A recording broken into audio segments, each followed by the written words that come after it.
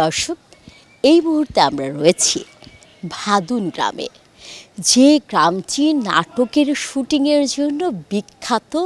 জয় জয়কার শোনা যায়, যেখানে সব কিছু কিন্তু ভাড়ায় পাওয়া যায়, হাঁস মুরগি পর্যন্ত। আর মাঝে তো আমরা শুনেছি বউও সেখানে ভাড়ায় পাওয়া যায়।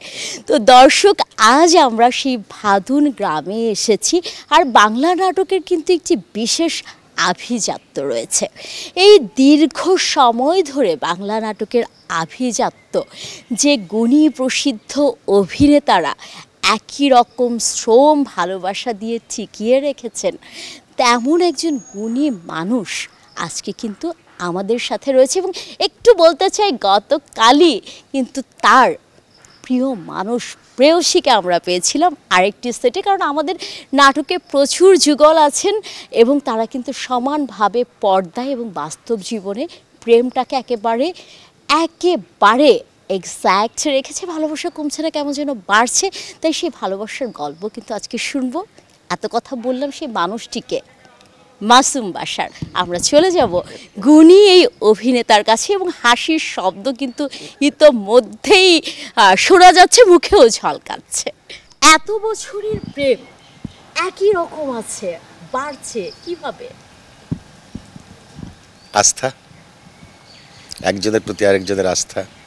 আচ্ছা, এই যে আমরা অনেক সময় কিন্তু অনেকের ক্ষেত্রে শুনতে পাই যে পর্দায় কাজ করতে করতে নতুন প্রেম এসেছে, বৈবাহিক জীবনের ভাঙন এসেছে, সেখানে কিন্তু আসলে একটা স্বস্তির বার্তা এত বছর একসাথে। এবং সম্প্রতি সাক্ষাৎকারে বলেছেন যে আপনার প্রেয়সী, আপনার অর্ধাঙ্গিনী, তার সৌন্দর্যের কারণ আপনি। হ্যাঁ, বলেছি। হয় কি, মানে অনেকটা বছর একসঙ্গে আমরা পথ চলছি, তো এখন একজন আরেকজনের পরিপূরক হয়ে উঠেছি। মানে একজন ছাড়া আরেকজন আমরা এখন আর ভাবতেও পারছি না। বিষয়টা এই রকম গেছে। তার মূল কারণটা আমার মনে হয় যে পারস্পরিক আস্থা, পারস্পরিক বিশ্বাস, পারস্পরিক শ্রদ্ধাবোধ, পারস্পরিক সম্মান, এই জায়গাগুলোতে কোনো ঘাটতি আমাদের সম্ভবত হয়নি। আর যদি হয়েও থাকে, সেটা আমরা ওই যে কনজুগাল লাইফ টিকিয়ে রাখতে হলে দুটো বিষয় মাথায় রাখতে হয়। একটা হচ্ছে স্যাক্রিফাইস, আর একটা কম্প্রোমাইজ, বোথ ওয়েতে। তো সম্ভবত আমরা দুজনই সেটা পালন করেছি। পৃথিবীর সব কিছু নাকি একেবারে সমান সমান ভাগ করা যায় না, একটু সুতোর মানে আগ পিছ হয়েই যায়। সেখানে কম্প্রোমাইজ আর স্যাক্রিফাইস কে একটু বেশি করে আর কে একটু কম করে? ওই পরিমাপ তো করিনি, করা হয়নি না? সুন্দর মুখে দেখিয়ে কি মানে সব ভুলে যাওয়া হয়? হ্যাঁ, সেটা তো মানুষ ভুলেই। হেলেনকে দেখে তো ট্রয় ধ্বংস হয়ে গেল। আর আপনি নিজেকে আরো বিকশিত করলেন। এক্স্যাক্টলি। ভালোবাসা এমনই না? হ্যাঁ, ভালোবাসা এমনই। এই যে যারা এখনকার প্রজন্মে আছে, আমি যদি আপনার কাছে জানতে চাই তাদের জন্য যে আসলে ভালোবাসা টিকিয়ে রাখার জন্য আর সম্পর্কটা এরকম সুন্দর শুভ্র রাখার জন্য তারা কি করবে, কি টিপস দিবেন? ওই যে এটা একদম পুরনো কথা, কম্প্রোমাইজ অ্যান্ড স্যাক্রিফাইস, কিন্তু বোথ ওয়ে করতে হবে। আমি স্যাক্রিফাইস করলাম, সে করলো না, তাহলে কিন্তু বিষয়টা হবে না। বিষয়টা রাপচার্ড হয়ে যাবে, ছিঁড়ে যাবে, তাই না? সুতরাং দুই পক্ষ থেকেই কম্প্রোমাইজ, স্যাক্রিফাইস, আস্থার একটা জায়গা তৈরি করতে হবে, বিশ্বাসের জায়গাটা তৈরি করতে হবে। তাহলে পরেই সম্ভবত লং রান পথ চলা যাবে। যে পারস্পরিক বোঝাপড়ার কথা তো আমরা শুনলামই। তরুণ প্রজন্ম আপনাদের দেখে অবশ্যই শিক্ষা নেবে। এখনও মিলি বাসার সবার প্রিয় অভিনেত্রীকে আপনি কোন রঙে দেখতে ভালোবাসেন?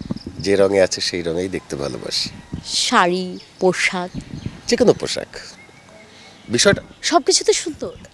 হ্যাঁ, বিষয়টা তো হচ্ছে হ্যাঙ্গার ম্যাটার্স, নাকি?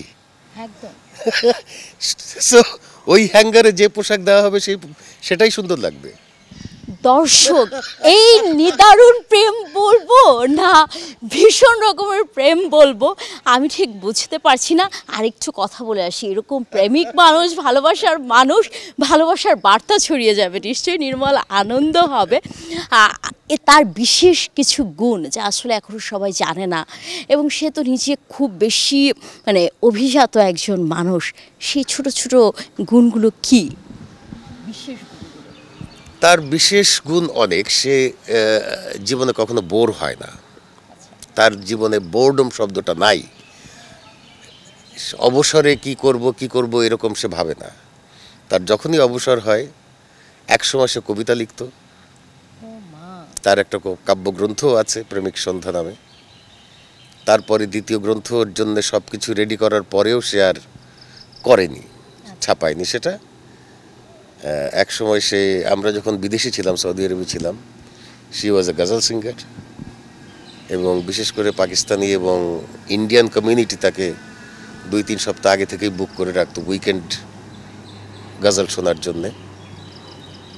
তারপরে সে একজন ছবি আঁকে অবসরে, এখনও আঁকে। আচ্ছা, কিছুদিন সে ভায়োলিন শিখেছিল। যেটা করে মনোযোগ দিয়ে করে, মানে সব কিছুতেই তার পারদর্শিতা আছে। কিন্তু এই অভিনয় জগতে এসে বাকি জিনিসগুলো ব্রেক হয়ে গেছে। তবে তার ভিতর তো অবশ্যই শিল্পরং আছে, অবশ্যই আছে। আমি মনে হয় দর্শকদের বলার আগে আপনি যদি দেখেন আমাদের প্রিয় অভিনেত্রী, কবিতারা কিন্তু ভীষণ রকম অভিমান করবে আপনার উপর। আপনার হাত থেকে আবার কবিতারা ঝরে পড়ুক, প্রকৃতি রং ছড়াক আপনার তুলিতে। আরেকটু শুনে আসি আপনার প্রিয় মানুষ আর কি বলে।